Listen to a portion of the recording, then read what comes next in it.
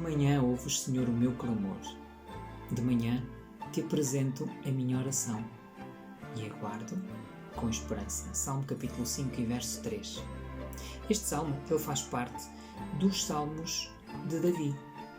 Nestas palavras sagradas, nós lemos a aflição do rei Davi quando os seus inimigos se opunham ao seu reinado.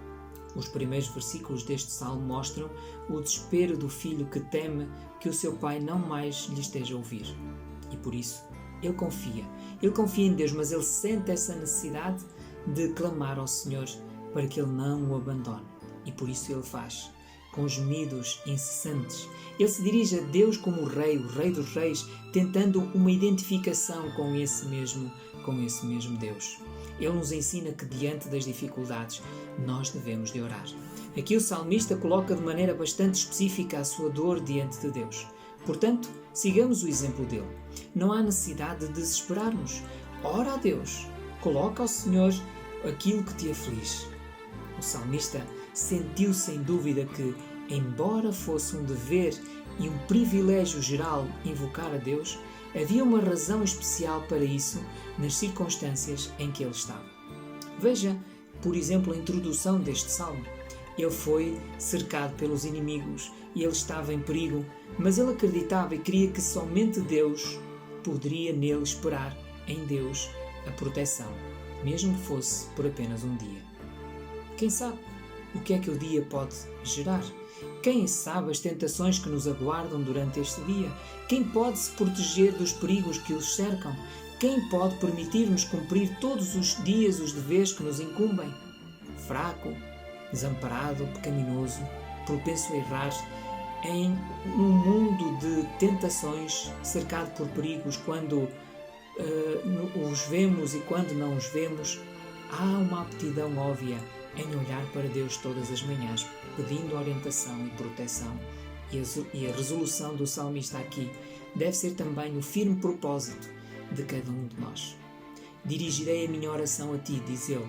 Eu irei pôr em ordem, significa eu irei colocar corretamente em fila, em ordem, organizar. Por exemplo, colocar a madeira sobre o altar, Gênesis capítulo 22, versículo 9. Arrumar o pão sobre a mesa, Êxodo capítulo 40, versículo 23.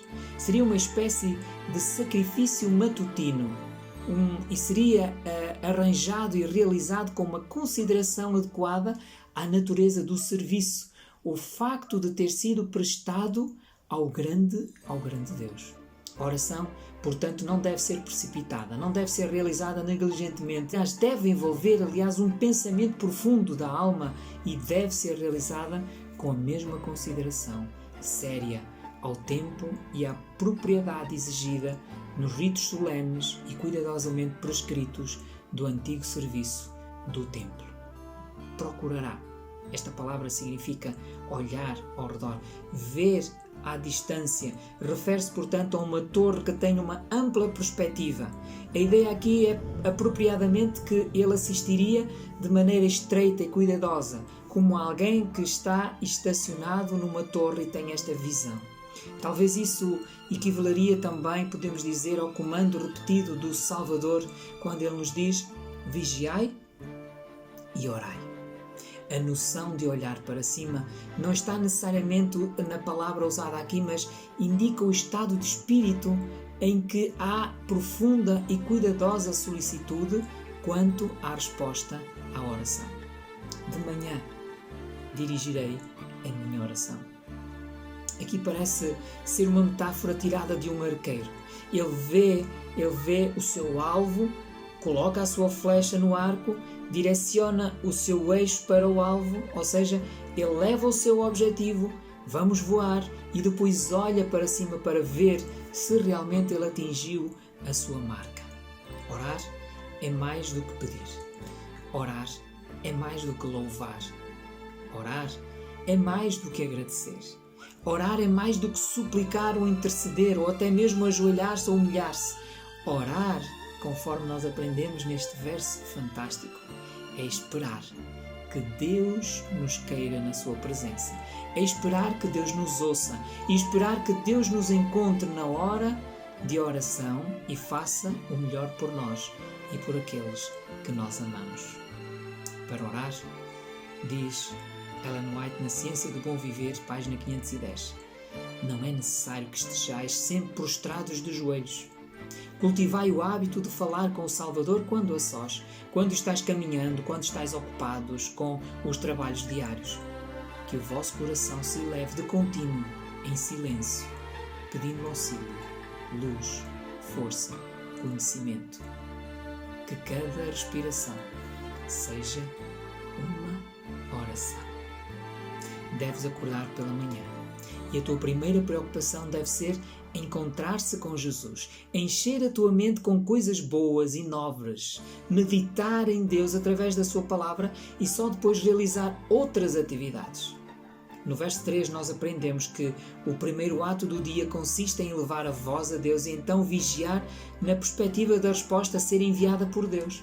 De manhã é o melhor momento de nós orarmos, para nós meditarmos em Deus. É quando a alma se eleva acima das mentes perversas que se levantam sem consultá-lo. É quando a mente recebe a programação divina para as atividades do dia.